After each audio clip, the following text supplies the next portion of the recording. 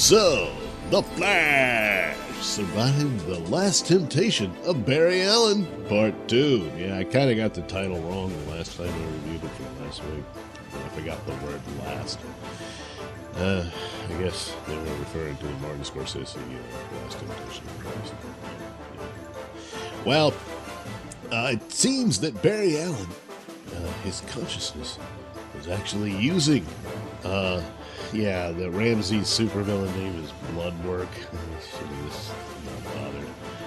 In that respect, Black Goop, or not Venom, might have worked better. But anyway, so in the last episode, Bloodwork had taken over for the Flash, but deep inside, Flash was still there, and actually, it was Barry who took over Bloodwork. Oh, yeah, well, kind of, sort of. Anyway, he was leading him down the wrong path for his plan of taking over the city. And actually, because for a while there, I was saying, look, the Flash could infect the entire country in a few minutes with Bloodwork's, goo. And but he doesn't, and so you have to conclude that because Barry Allen was working against the plot the whole time, and because love won out, yeah. So Iris tries to win back Barry at one point, but it's interesting because Dark Flash, that's possessed Barry, says, hey, you seem to be pretty quick accepting the fact that your husband's about to die. And they say, yeah, that's a very good point. And she doesn't seem all that broken up about it.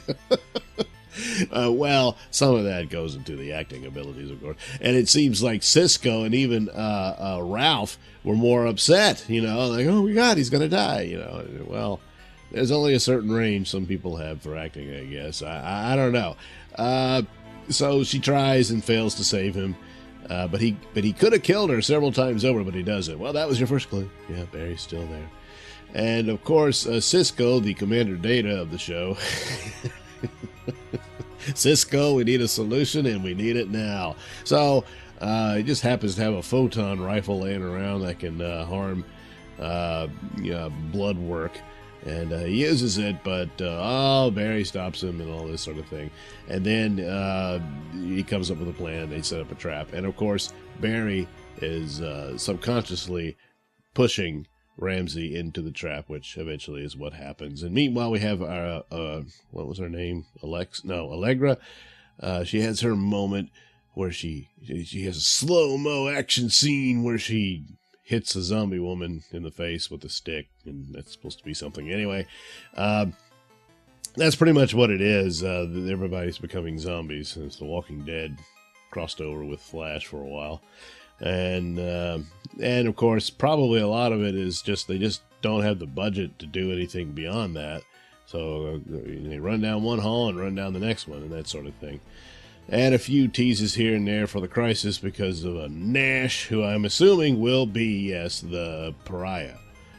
He's been hunting down the Monitor when his real enemy was the Anti-Monitor. Oh, yeah.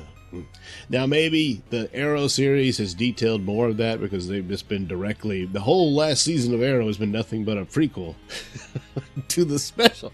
I don't follow it. I've seen little bits in here, and of course, it begins right after the Flash, so I see where they're going, their preview sections and all that, or recaps or what have you. And I'm kind of wondering if anyone who's still following that show, you can say it in the comments, do you feel kind of gypped that the last season of Arrow is not really about Arrow, but about prepping the whole thing for the special? I don't know. But you probably got more details about where it's going with that show than you do with any of the others, and that includes Flash. But anyway, this just wasn't a very good episode. It's just, you're getting, like I say, filler is the death of these shows, and you're getting more of that. And because a lot of it is they're building up to the Crisis specials. So the problem with that is that the specials have always been really bad. Most of the CW shows tend to be bad, but oh, good Lord, when they get to those, it just falls apart.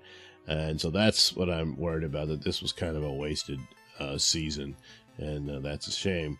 There's other things in here that was just stupid. I mean, the whole Caitlin Killer Frost thing. Oh my God. So Iris's dad gets attacked by one of the zombies, and they bring him to Star Labs, which has this force field because, you know, Cisco is a genius. And they get in there and they're trying to help him.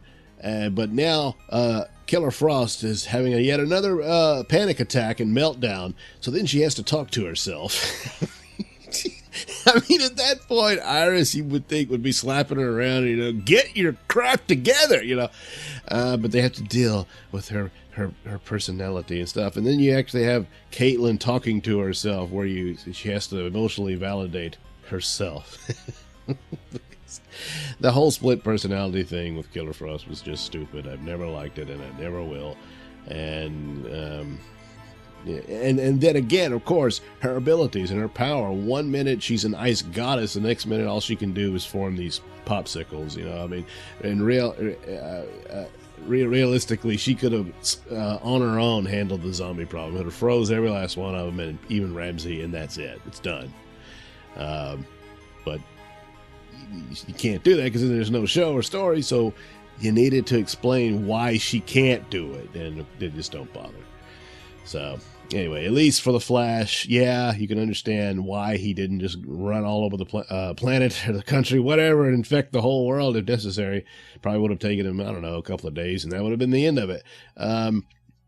Well, because Barry Allen was still actively working against Bloodwork. So at the end, they do some CGI monster effects because Bloodwork turns into a giant monster. Not at all like Venom. He kind of... Well, I guess I shouldn't say it. It's nasty. And so Barry has a fight with him. And then Barry, this is really stupid. Again, you know, you didn't have to defeat him because Love had already won. A vision of Ramsey's mother, which kicks off his whole motivation, was her death. She appears and says, "This isn't you. You don't want to do this," and that whole thing. And then he says, "This can't be real." And of course it isn't. And Barry is saying, "Yes, I'm conjuring up the vision because we're in each other's brains, you know, the vision of your mother." Well, then you're just admitting it's not real.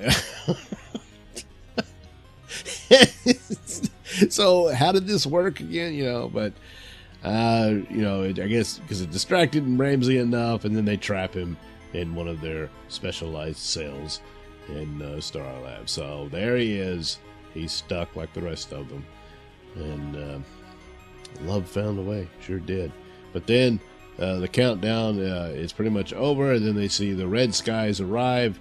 And that's the foreshadowing of the arrival of the Anti-Monitor and the antimatter that will wipe out the universe. So the crisis has begun. Another problem here is they keep calling it the crisis. Crisis is coming.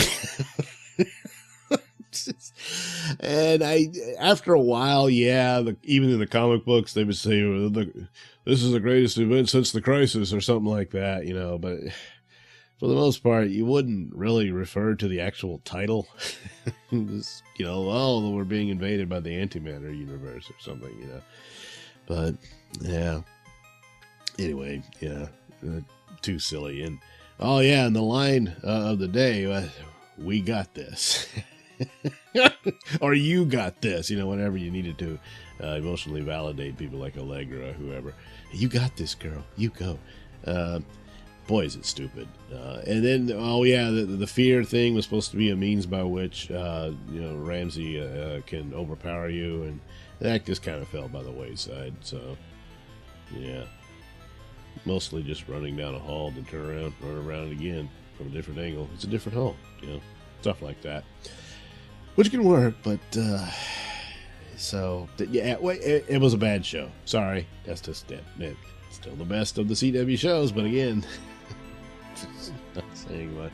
So we'll see. Maybe Crisis will buck the trend and actually be, you know, just not bad.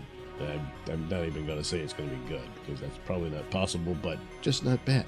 So we'll see. Yeah, Batwoman will be in it. she will be the one that actually kills the Anti-Monitor. Yay! Maybe. I don't know. So we'll just have to see how that goes. But we'll find out, or rather, I'll find out and then tell you.